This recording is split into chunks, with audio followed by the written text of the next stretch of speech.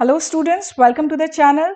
Students, today we are here with the 8th lecture on Python where we'll cover a very important topic from your CBC point of view, that is Boolean indexing.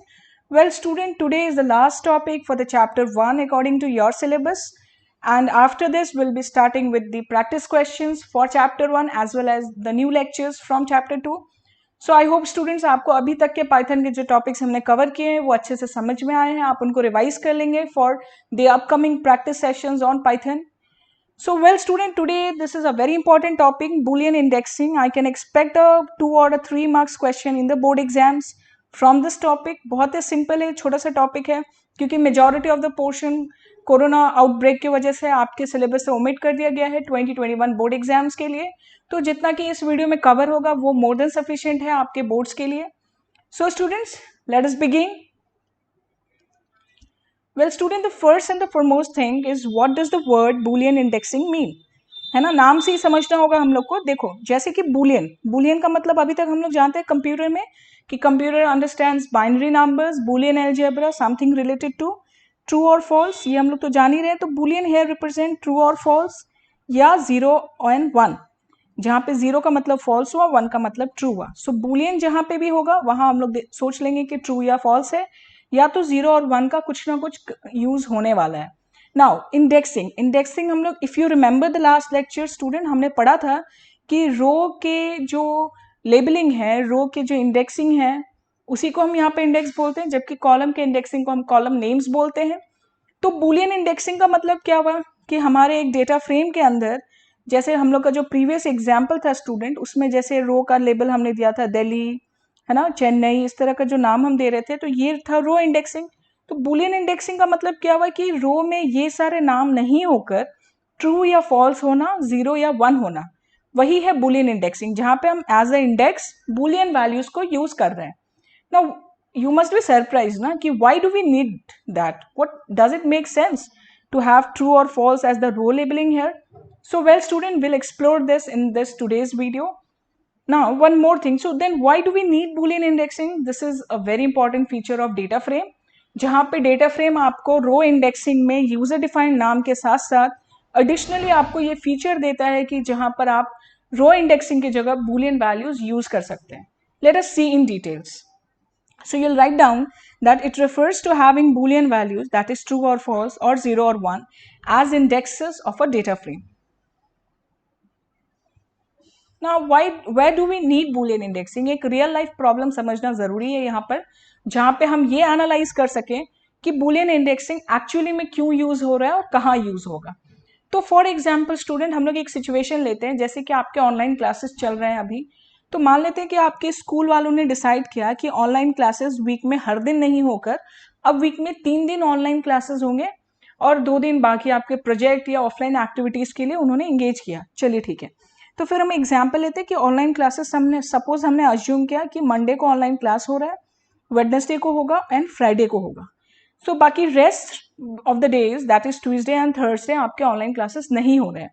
और Monday को 6 online classes है, Wednesday को suppose 4 online class है and Friday को 5 online classes है.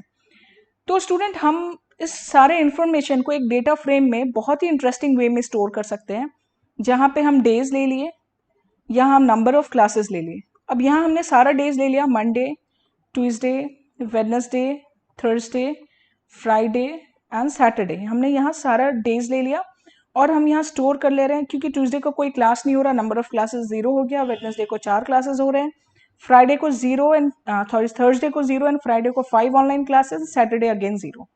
तो ये तो हमने स्टोर कर लिया, बट अभी भी इसमें कुछ तो अधूरा लग रहा है. तो अगर हम यहाँ पर ट्रू कर दें कि हाँ मंडे को ऑनलाइन क्लासेस है, ट्यूसडे को फॉल्स कर दे, वेडनेसडे को ट्रू कर दे, थर्सडे को फॉल्स कर दे, फ्राइडे को हम ट्रू कर दें, सॉरी, एंड सैटरडे को हम फॉल्स कर दें, तो ये बन जाता है हम लोग का बूलियन इंडेक्सिंग वाला data frame. So I hope एक आइडिया लग रहा है आपको कि बूलियन इंडेक्सिंग हम वैसे जगह पे यूज करेंगे जहाँ पे हम लोग का जो डेटा फ्रेम है उसको प्रॉपरली 2 सबसेट में डिवाइड कर दिया जा सके, जहाँ पे एक सबसेट ट्रू वैल्यूज स्टोर कर रहा है, एक सबसेट फॉल्स वैल्यू यूज कर रहा है, और हम डेटा एक्सेस कर पाएंगे बहुत ईजिली. तो इस बूलियन इंडेक्सिंग को बनाकर देखते हैं कि कैसे कोडिंग में एक्चुअली इंप्लीमेंट होगा. तो creating data frame using Boolean indexes. एक बहुत इंपॉर्टेंट पॉइंट स्टूडेंट यहाँ पे आप नोट करेंगे कि जब भी आप बुलियन इंडेक्सिंग बनाएंगे तो ये चीज़ आपको ध्यान रखना है कि जो ट्रू और फॉल्स हम लिखते हैं that should not be enclosed into single inverted comma और double inverted comma. Now what does it mean कि आप ऐसे नहीं लिखेंगे जब भी बुलियन इंडेक्सिंग में आप यूज करेंगे। क्यों हम ऐसे नहीं लिखेंगे? क्योंकि जब हम सिंगल इन्वर्टेड कॉमा या डबल इन्वर्टेड कॉमा के अंदर इस तरह से ट्रू फॉल्स या कोई भी चीज को लिखते हैं तो ये एक सीक्वेंस ऑफ कैरेक्टर बनता है जो क्लास 11 के अंदर हमने पढ़ा कि इसको हम एज अ स्ट्रिंग ट्रीट करेंगे पाइथन के अंदर। तब ये ट्रू जो है ये बुलियन वैल्यू नहीं होकर ये एक नॉर्मल स्ट्रिंग की तरह बिहेव करेगा, जबकि बुलियन इंडेक्सिंग में हम लोग को बुलियन वैल्यूज का जरूरत है। तो इसीलिए हम लोग यहाँ पर सिंगल इन्वर्टेड या डबल इन्वर्टेड कॉमा में नहीं लिखेंगे। This to be kept note of. Now this is how look our data frame is looking after we have done it using boolean indexing. Now students at this point you must see here कि आप यहाँ पर ध्यान दो कि रो indexing की जगह यहाँ वैल्यूज आ रहे हैं ट्रू फॉल्स इस तरह के वैल्यूज आ रहे हैं, या डेज आए एंड यहाँ नंबर ऑफ क्लासेस आए। So student now let us see the code for this. सबसे पहला लाइन है इम्पोर्ट पांडाज एज पीडी, तो हमने ऑब्वियसली पांडाज को इम्पोर्ट किया यहाँ पर और पीडी वेरिएबल से यूज कर रहे हैं। नाउ डेज इक्वल टू ये क्या कि हमने एक लिस्ट बना लिया जहाँ पे डेज के वैल्यू को स्टोर कर लिया, फिर एक लिस्ट बनाया जहाँ क्लासेस करके ये जो नंबर ऑफ क्लासेस है 6 0 3 0 8 वो हमने यहाँ स्टोर कर लिया। अब एक डेटा डिक्शनरी बना रहे हैं हम लोग जहाँ डेज कॉलम का नाम हुआ जिसके अंदर हम ये डेज वाला लिस्ट पास कर दे रहे हैं as it is. Number of classes column का नाम हुआ जहाँ हमने क्लासेस यहाँ पास किया। आप डेटा फ्रेम किसी भी तरह से बना सकते हैं, हमने बहुत सारे प्रोसेस डिस्कस किए हैं under the video creating a data frame use in Python pandas. So you can create a data frame using any of the process, not necessary जो मैंने यहाँ बोला आप वैसे ही बनाओ।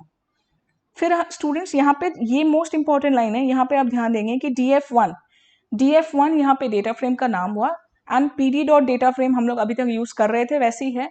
dc मैंने यहाँ डेटा डिक्शनरी को एज इट इज पास कर दिया, कॉमा देके index. Now index equal to this to be taken note of.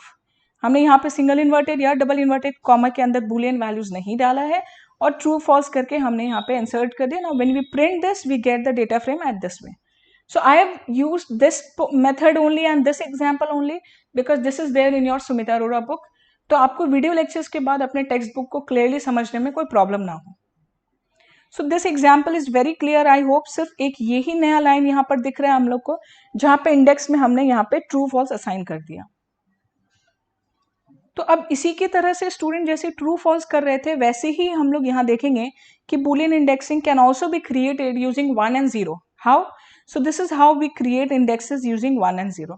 यहाँ पे आप देखो ट्रू फॉल्स की जगह हम 1 और 0 वैल्यूज पास कर दे रहे हैं, बाकी सारा कोड एज इट इज रहा। इंडेक्सिंग के वक्त ट्रू फॉल्स की जगह 0 1 पास करने के वजह से स्टूडेंट जो ये डेटा फ्रेम का आउटपुट आ रहा है हम लोग को यहाँ पे रो में हम लोग 1 0 देखने को मिल रहा है। So this both comes under Boolean indexing. आप ट्रू फॉल्स भी कर सकते हैं या 1 and 0 भी यूज कर सकते हैं। Now after we have created a data frame using Boolean indexing, let us see student that actually में वो कैसे हम लोग के काम को easy बना रहा है। Boolean indexing एक added feature है data frame के अंदर, so how it is making our work easy, you know. So you'll write a very important point here that it is used in filtering data. Now let us see how does it happen. This is our example of data frame df1 जो हमने पिछले slide में अभी create किया। अब student अगर आपको इसमें से वो सारे एंट्रीज देखने हैं, वो सारे डिटेल देखने हैं जिस दिन आपके क्लासेस है, आप सिर्फ ऐसे लिखेंगे df1 डेटा फ्रेम का नाम डॉट loc एट्रीब्यूट है हमने पहले भी यूज कर रखा है ब्रैकेट के अंदर 1। Now what does it mean? जहां पे रो इंडेक्सिंग 1 होगा वो सारे आउटपुट आ जाएंगे। तो स्टूडेंट हमने बहुत ही इजी तरीके से अपने डेटा को फिल्टर किया यहाँ पे कि जहां जहां रो इंडेक्सिंग की वैल्यू ट्रू है वो सारे मुझे आउटपुट में यहाँ दिख रहे हैं। So the major advantage with Boolean indexing is data filtration.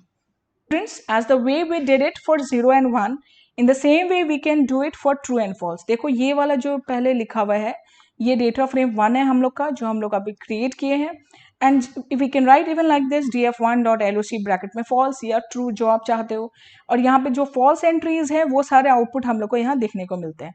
So we are seeing that how we can easily access our data, but ये ध्यान में रखना है कि डेटा फ्रेम में जहाँ पे जो डेटा है उसको हम 2 सबसेट में डिवाइड कर पाए, ट्रू और फॉल्स वाले सबसेट्स में, तभी हम ये बुलियन इंडेक्सिंग वहाँ यूज करना फिजिबल होगा।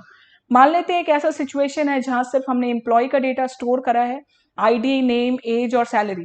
अब इस एम्प्लॉय के डेटा को ट्रू और फॉल्स के सबसेट में डिवाइड करने का कोई सेंस नहीं है, कोई लॉजिक नहीं है, तो हम वहां पे बुलियन इंडेक्सिंग यूज नहीं करेंगे। I hope the things are clear.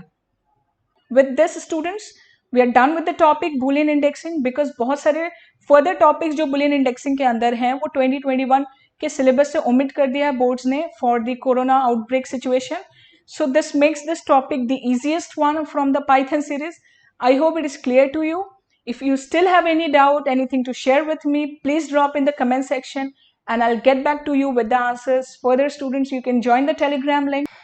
So students, until our next video, keep studying, keep learning, keep sharing the video. Stay blessed. Thank you so much.